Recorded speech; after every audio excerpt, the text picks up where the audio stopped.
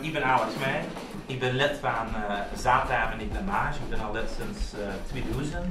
En we zitten in Café Jules de Vet. Dus een vaste café waar we altijd kunnen repeteren met een prachtig uitzicht op de Meren. Dus een toplocatie voor een Zaterdag. En ik speel tuba en dat doe ik met heel veel plezier. Want we zijn eigenlijk een clubvriend die ook nog gaat muziek erbij maken. En daar hebben we heel veel plezier in. En dat is ook een lid van Blamage. Ik ben Sander en ik gooi de dikke jus bij Blamage. Dat doe ik ook met heel veel plezier. Ja, ik ben nog niet zo lang erbij als Alex. Ik ben van 2005 erbij. Heb ik juist even gerappeleerd.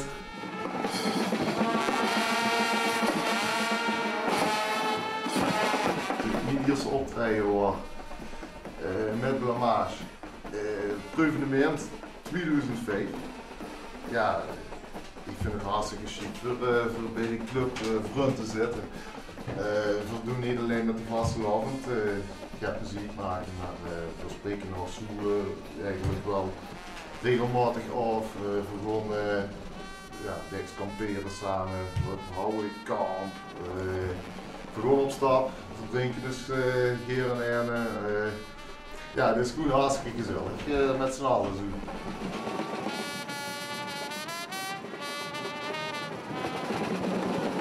Neven mij zit nog niet een belangrijk lid van de rug. Ja, je zal de intro allemaal niet doen. Ik ben Danny sinds, dat is al lang geleden. Volgens mij wordt het 1995 of 96 al een keer rappelleren. Ik speel trompet, zoals alle anderen. Ook met heel veel plezier, ook al niet altijd even groot. Maar ja, het is en het blijft geweldig met zoveel leuke muziek te maken. Wat ik eigenlijk het leukste heb gevonden, dat heb ik dus al tegen Sander gezegd, is dat we met de Zaterdag-harmonies een keer metgenomen hebben op de Limburgs kampioenschappen voor Zaterdag-harmoniekes. We zijn er naartoe gegaan, vanuit de struis vertrokken. We moesten door ieder zien, ook nog eens een keer. We zijn met 2 maanden voor ieder opgegaan. We hadden volgens mij noem ik 13 en dat betekent dat ze een slets ons gaan spelen. Alleen op het laatste zaten er niet gekoeld, dus dat wordt nogal flink gehezen.